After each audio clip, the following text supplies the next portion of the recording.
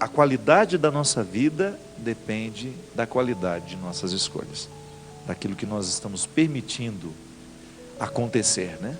Daquilo que estamos aceitando.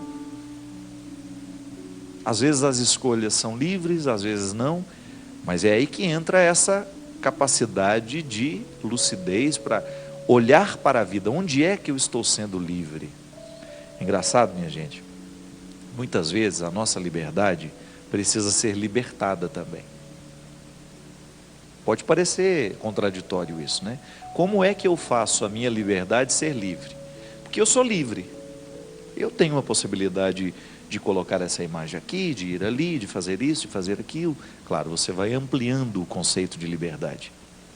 Vai chegar um momento que você vai ter limites. Eu não posso chegar aqui e bater esse microfone na cabeça do Christian, por mais que eu sinta vontade. Às vezes. Não hoje. Você está bonzinho, ultimamente. Brincadeira. Mas eu tenho limites, né? O outro, o Emmanuel Levinas, um filósofo judeu, que tem uma reflexão belíssima sobre o humanismo do outro homem, né? Ele diz que o outro é sempre epifania, manifestação que nunca pode ser esgotada. Então Levinas vai dizer que o ser humano é o totalmente outro. Por mais que eu tente, eu vou ter sempre o limite, porque ele é um mistério. Então eu tenho a minha liberdade, ela tem esses limites. Mas eu sou um homem livre. Eu, no contato com o outro, eu vou ter essa consciência de que o outro é o totalmente outro. Eu não tenho o direito de, em muitos aspectos da vida do outro, eu não tenho o direito de interferir. Mas a gente vai sendo livre, a gente vai tomando consciência dessa liberdade e a gente vai agindo sobre ela. Porque muitas vezes, quando eu acho que estou sendo livre, na verdade eu estou sendo prisioneiro de mim mesmo. Isso é estranho. Nem sempre eu consigo compreender quando é que, achando que estava sendo livre, eu estava me prendendo. Só a vida, às vezes. Às vezes a experiência do distanciamento, né, que é uma boa regra para a gente compreender o outro e a nós mesmos, é você tomar uma certa distância. O tempo ajuda isso. Quando você olha para o passado e fala, meu Deus do céu, eu achava que eu estava sendo livre naquela hora, mas na verdade eu estava me acorrentando. Muitas pessoas percebem isso no momento que analisam os relacionamentos que assumiu. Quando livremente trouxe aquela pessoa para a sua vida e depois descobriu que, ao agir com liberdade e trazer aquela pessoa, ela na verdade estava se amarrando, estava cerceando a própria liberdade. Aí a teologia nos ensina, a antropologia teológica nos ensina, que há uma liberdade que é a mais profunda que nós podemos observar na vida humana, que é dom de Deus na nossa vida, que precisa ser libertada. Eu sou livre, mas preciso libertar essa minha liberdade de tudo aquilo que a condiciona. E é por isso que, se você vai mergulhar no mistério dos evangelhos, você vai encontrar sempre Jesus ensinando a ser livre, a libertar a liberdade. São Paulo fala disso com muita mestria na carta aos Gálatas. A carta aos Gálatas, para mim, é o texto mais bonito da Sagrada Escritura. Ela fala do início ao fim de tudo isso que nós estamos falando agora, da beleza da liberdade que a vida cristã propõe. Mas nós não estamos falando de liberdade, eu quero ir ali, eu vou. Não, é o coração ser livre, estar acima da lei. Porque só pode respeitar verdadeiramente a lei aquele coração que está acima dela. Isto é, ela não me prende, ela apenas me proporciona ser livre. Isso é uma ética muito elaborada, né? O cristianismo, eu gosto de dizer isso, é uma ética muito elaborada. Engana-se aquele que pensa que o cristianismo é simples. É até uma proposta de simplicidade, de leveza, né? Mas é muito sofisticado pensar do ponto de vista cristão. Imagina você que Jesus nos quer livres, mas obedecendo as regras. Aquilo que eu preciso compreender como normativo para a vida ser boa para todo mundo. O que é a regra social? é um normativo para que a vida seja boa. Para que nós temos que exercer a nossa cidadania? Porque eu sei que eu não tenho o direito de julgar um lixo num espaço que é público, eu não tenho o direito de banalizar ou de pensar que o espaço público é meu. Então, ao usar com limite, eu estou sendo livre. Veja como isso parece contraditório. Então, eu sou livre para julgar o papel no chão, eu sou livre para julgar o lixo no rio? Sou. Mas quando eu jogo, ao invés de ser livre, eu estou sendo preso. Não é contraditório? Mas é profundo. Veja bem. Se eu sei que há uma regra de que aquele rio não pode ser poluído, eu posso julgar. Mas ao não julgar, é que eu sou realmente livre.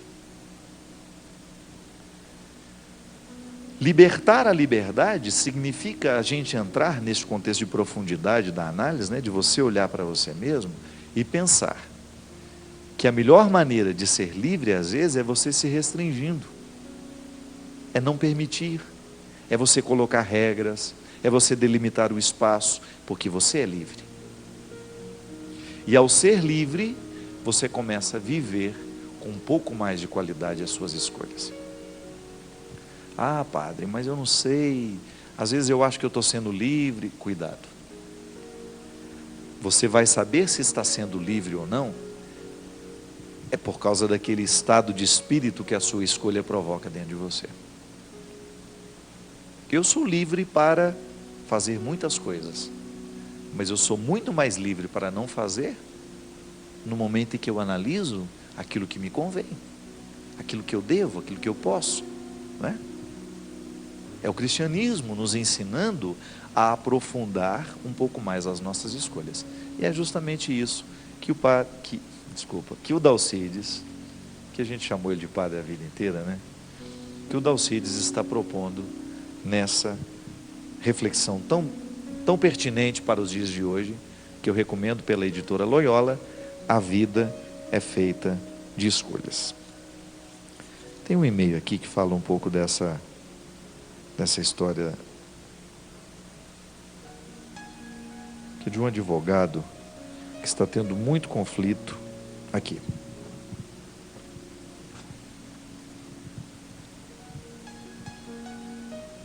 Não é aqui ainda.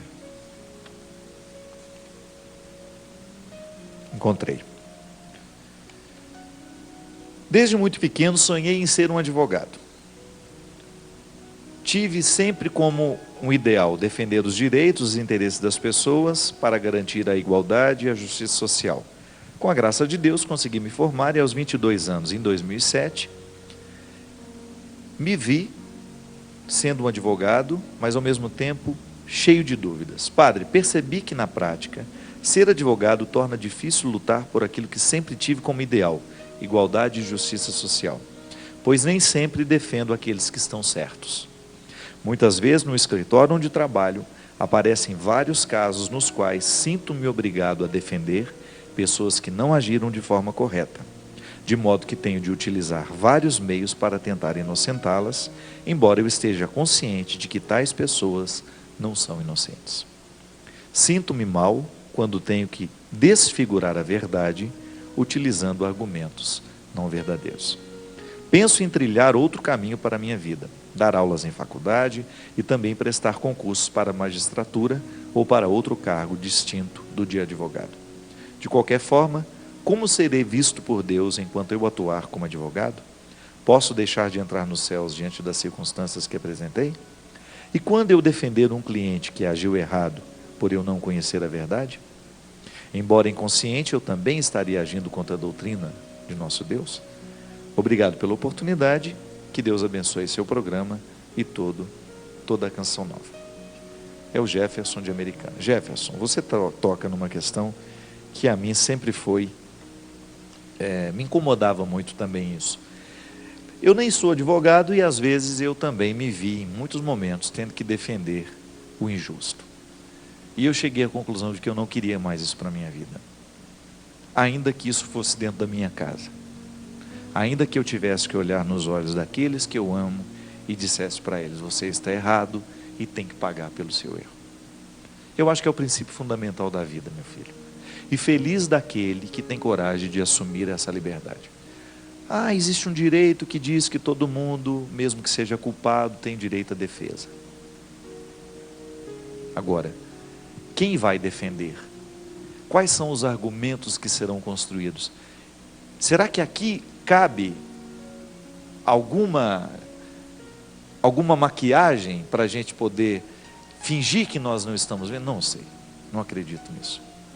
Acho que é um conflito muito grande na vida do advogado, quando ele percebe que ele está prejudicando o inocente, privilegiando o culpado, só porque ele tem uma boa lábia, porque ele tem um discurso que convence, porque ele constrói uma mentira a partir da arte da argumentação. É muito complicado, meu filho, você vai ter que decidir, porque existem pessoas que optam por viver assim, por fazer o trabalho, encarar isso como uma profissão, e eu não tenho que fazer aqui juízo de valor a partir dela, porque ela não me pediu opinião. Estou falando com você, que apresenta o seu coração, que parece ser muito sensível, né, a toda essa dimensão do conhecimento da verdade, do temor que você tem a Deus, e de sentir-se incomodado em defender um culpado e prejudicar o inocente.